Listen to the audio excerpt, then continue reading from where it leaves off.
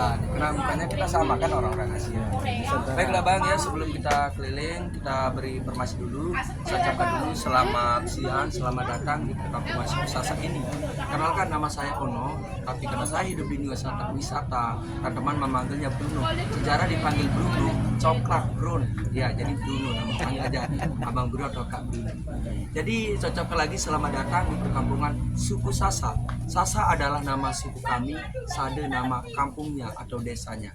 Dan menurut orang tua kami, Sade ini artinya obat, kesadaran artinya.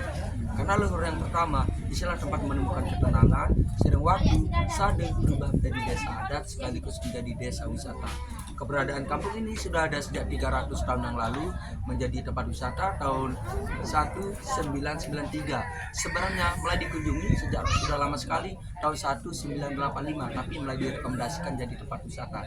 Jadi baiklah, Sade ini benar desa adat, masyarakatnya masih tinggal di sini. Inilah masyarakat Suku Sasak. Jadi bukan hanya objek aja seperti itu.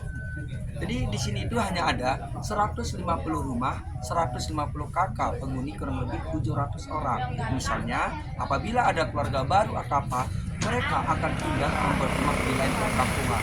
Next yang akan melanjutkan tinggal di sini nantinya anak laki-laki yang paling bungsu. Yang pertama, yang kedua, apalagi perempuan mengikuti suaminya yang akan tinggal di sini. Jadi membuat rumah di lain perkampungan. Anak laki-laki yang terakhir yang akan tinggal di sini.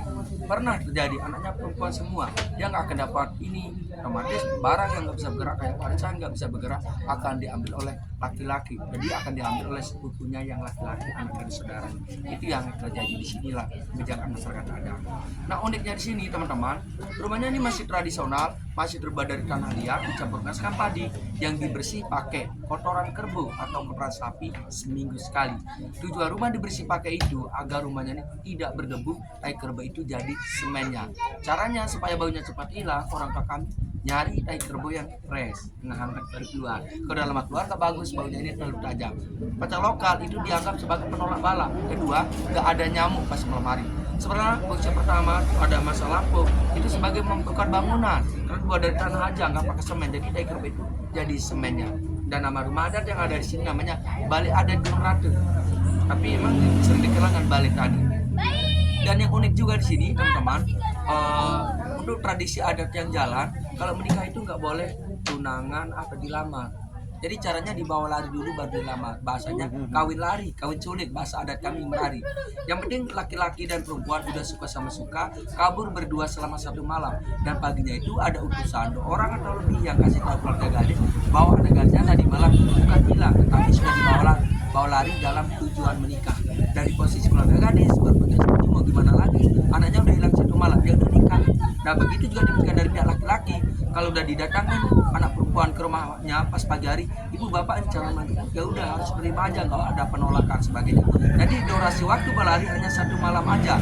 Malam hari itu ketahuan sama keluarga gadis, risikonya gagal nikah. Tetapi kalau udah matahari terbit bantuan, nggak bisa diambil lagi, sudah menjadi hak keluarga laki-laki. Nah untuk mengantisipasi kegagalan seperti itu, kami anak laki-laki nggak akan bawa lari orang ke rumah sendiri. Kami bawa anak orang itu ke rumah kerabat, jauh dari perkampungan ibu bapak kami atau dari perkampungan cewek itu sendiri. Yang penting aman 1 malam. Biasanya yang dikejar atau apa itu yang dicari yang masih muda, yang masih 14 tahun, 15 tahun. Tapi kalau dewasa apa kan udah waktunya, nggak terlalu ini banget. Ya udah lebih ini kan nggak ada untuk menghalangi tujuan baik. Nah begitu dari masyarakat juga itu kalau bawa anak orang apa itu nggak akan jadi omongan masyarakat, bahkan didukung, ayo silakan.